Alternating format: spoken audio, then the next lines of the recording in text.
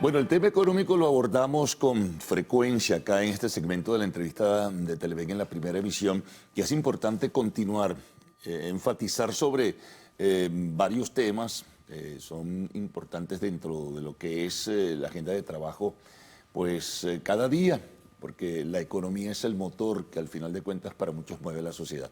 En esta ocasión, para hablar de este tema, con la variedad en este caso, Alejandro, estamos con Alejandro Castro, economista, y ahí de verdad en la agenda una serie de temas ahí presentes, ¿no? Está el tema inflacionario, está el tema del impuesto a las transacciones financieras, está el tema de la flexibilidad y la apertura que ha dado en ciertos momentos el gobierno, en fin. Está el tema de la reanimación del aparato productivo, pero ¿de qué forma y de qué manera? A veces algunos dicen hay dos pasos adelante y uno atrás. Me gustaría en ese contexto que nos colocáramos y en principio comenzar a desarrollar diversos temas, Alejandro. Este tema de la reanimación es importante, pero ¿hasta cuándo? ¿Y es coyuntural, es momentáneo o va a mantenerse en el tiempo? Sí, así Carlos, buenos días. Para entender un poquito la dinámica de la cual venimos, dónde estamos parados y hacia dónde podríamos proyectarnos, es importante entender un poco qué sucedió en los últimos años. Venezuela viene de un periodo de una depresión económica, cerca de 7 años de recesión económica, donde la economía se contrajo cerca de 3/4 partes de su PIB. Hablamos de situaciones equivalentes a economías de guerra, y un proceso de hiperinflación que duró cerca de 4 años entre el año 2017 y 2021.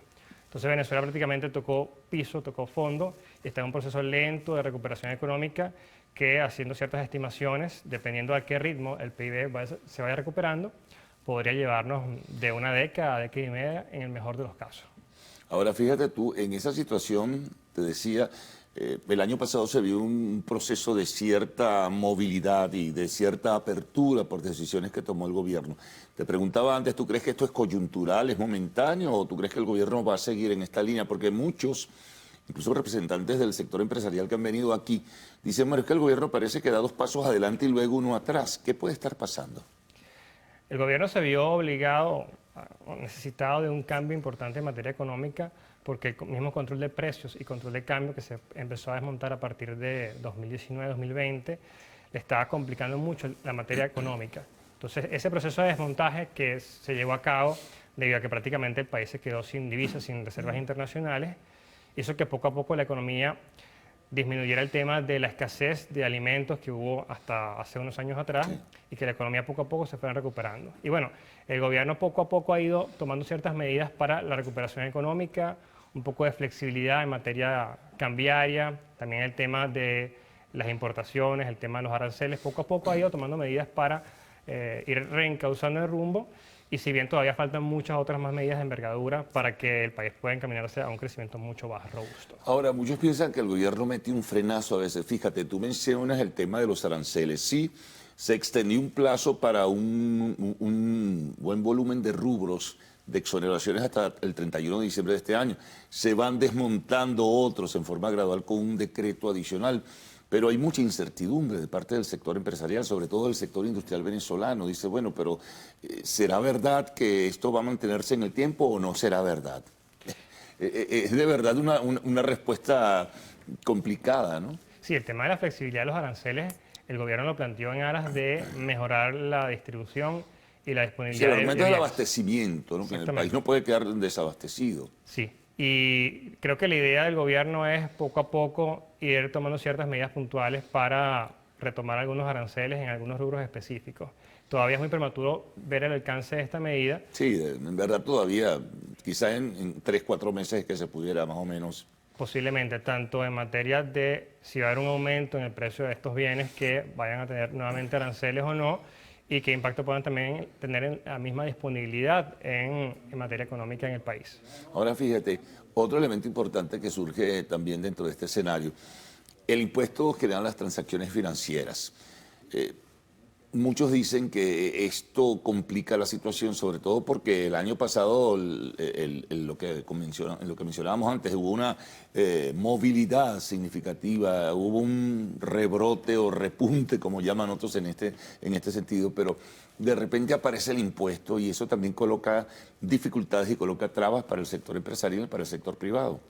Sí, lo ideal es que el impuesto a las grandes transacciones financieras, esta reforma que ocurrió, no se hubiera dado, porque básicamente, ¿qué es lo que busca el gobierno? El gobierno busca dos cosas. Primero, obtener Sí, el mayores... uso del bolívar y todo eso, Sí. pero fíjate otra cosa, Alejandro, es que además cuando tú vas, claro, es prematuro, pero cuando tú hagas el balance de lo que ha significado en ingresos para el gobierno, incluso la misma proyección que realizaban sus promotores en la Asamblea Nacional, es que no es mucho. Tampoco es mucho lo que va a aportar al fisco venezolano ese impuesto. Sí, hay dos grandes rasgos que busca esta reforma de la ley. Primero, incentivar a la población al uso del bolívar nuevamente.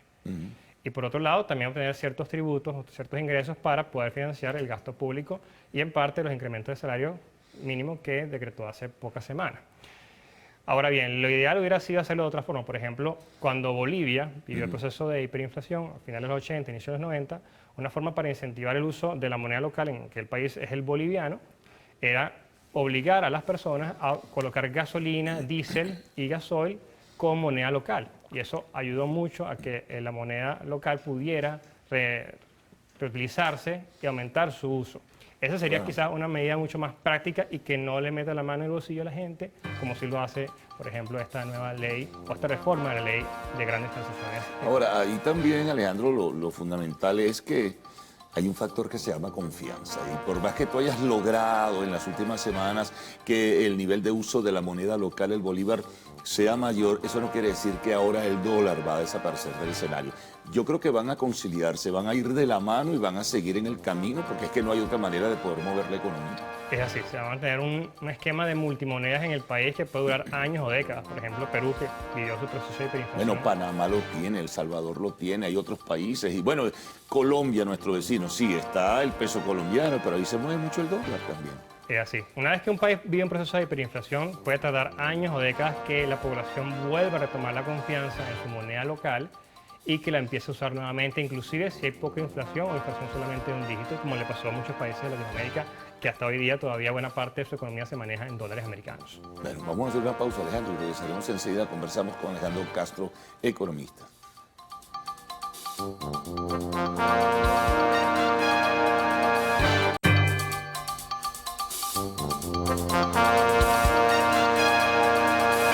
Continuamos conversando con Alejandro Castro. Hablando de la moneda local, Alejandro, y hablando de la paridad dólar-bolívar, en los últimos días hemos visto una modificación, ¿verdad? En esa paridad hay una devaluación lenta pero sostenida de la moneda local, a pesar de la inyección de recursos que, por ejemplo, hubo esta semana de parte del Banco Central de Venezuela, que colocó 120 millones de dólares de acuerdo a la información que se maneja en el mercado. ¿Qué está pasando allí, a tu juicio? Sí, hay varias cosas. Primero, venimos de un proceso del primer trimestre de 2022, que usualmente hay mayor demanda de bolívares por el pago del impuesto sobre la renta y también declaraciones del IVA por el tema del señal. Y a partir del mes de abril empieza otra vez a aumentar la demanda de divisas, porque ya la demanda de bolívares, ya que ocurre puntualmente por esa época, desaparece. Eso por un lado.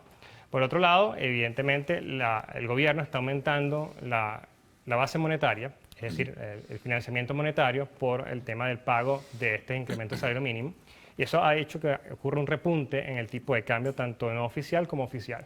Y recientemente esta diferencia se ha venido poco a poco acortando, disminuyendo. Y eso ocurre porque el Banco Central está empezando a intervenir más en el mercado cambiario, a ofertar más dólares y también a hacer operaciones de mercado abierto, extrayendo bolívares de la economía para tratar de contener el tipo de cambio, que eso es uno de los principales anclas o principales objetivos de la economía de este año para el gobierno, y también para que la brecha disminuya entre los dos tipos de cambio.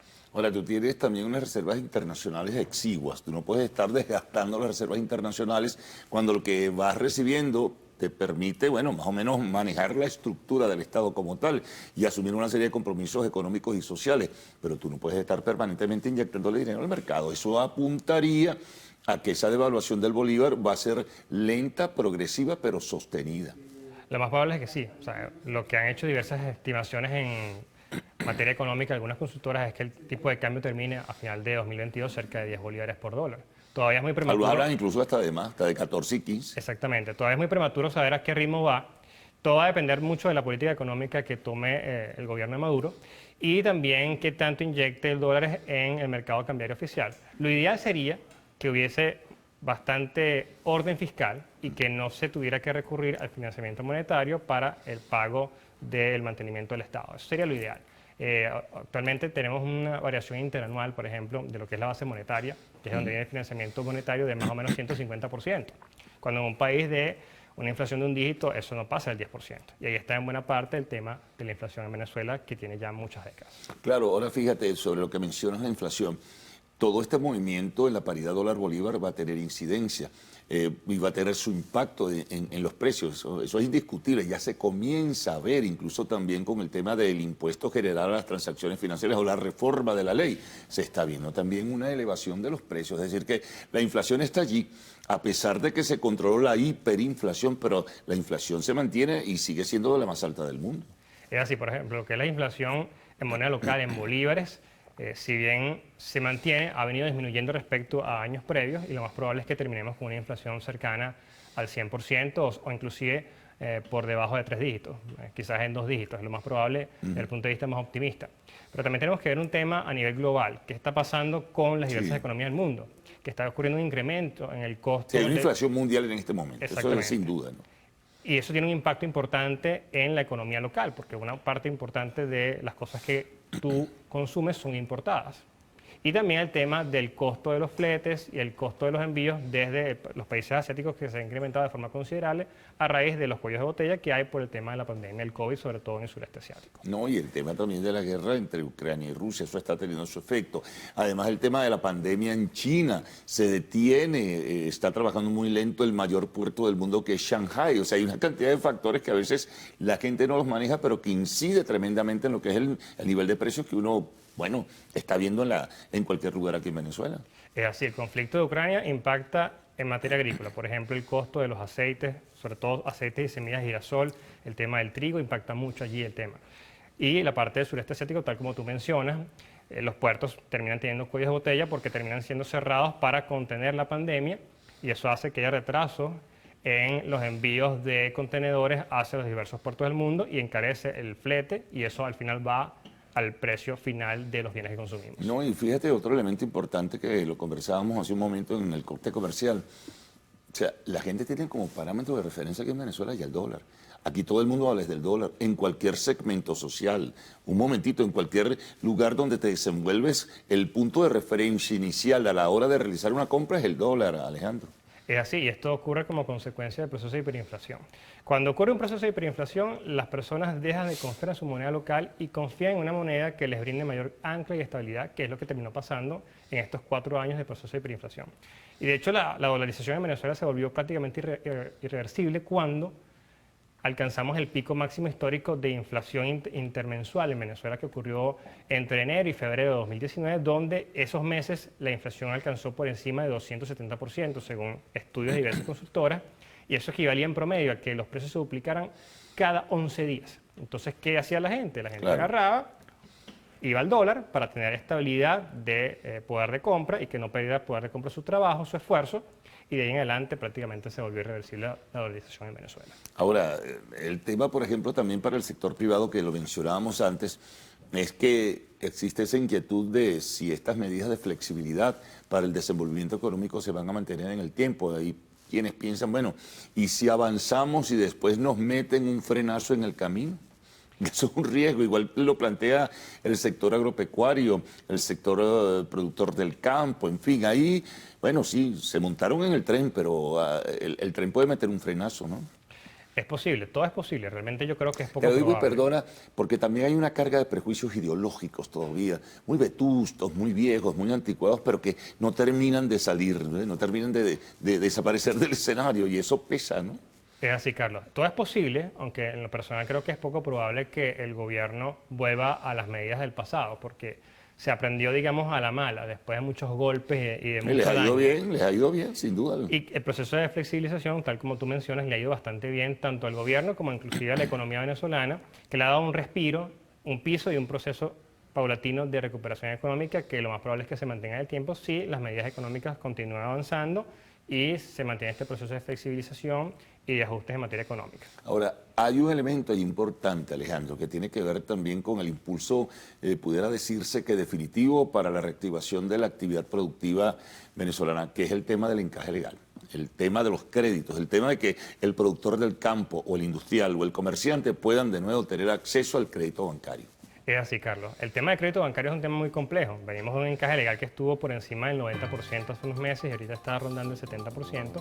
Y sigue siendo muy alto, ¿no? Sigue siendo muy alto. Lo ideal es que el encaje legal estuviese rondando por debajo del 10%. Recuérdate que esta es una medida que tomó el gobierno de Maduro para contener la inflación y ya prácticamente se agotó y en consecuencia trajo que hubo una sequía de créditos que todavía hoy vivimos en la actualidad y que poco a poco, paulatinamente, lo que se estima es que el gobierno vaya desmontando este encaje legal y que poco a poco vaya reapareciendo el crédito bancario, tanto para las personas naturales, tarjetas de crédito, también como para los empresarios que quieran hacer créditos productivos. Finalmente, y en forma muy breve, creo que son muchas las recomendaciones, pero ¿cuál crees tú que sería un factor determinante para de nuevo reanimar la economía venezolana? Son muchas cosas. Todo basa en la confianza, que es algo que tú mencionabas. Una vez que hay confianza, las personas empiezan a invertir, empiezan a hacer proyectos y también hay otros temas que hay que solventar. Muchos cuellos de botella, sobre todo el tema del sector público y en especial lo que es la electricidad, el agua, el gas, que hay muchos problemas, pero también hay muchas oportunidades si se hacen las cosas bien, si se empieza a invertir, si se empiezan a hacer los ajustes pertinentes para que la economía pueda reactivarse en su proceso productivo. Bueno, Alejandro, muchas gracias. Aquí nos paseamos por una serie de temas que son importantes, pero que sirven de referencia a nuestros televidentes. Renovada la invitación para una próxima oportunidad. Hacemos una pausa al regreso, arte y espectáculos en lo actual.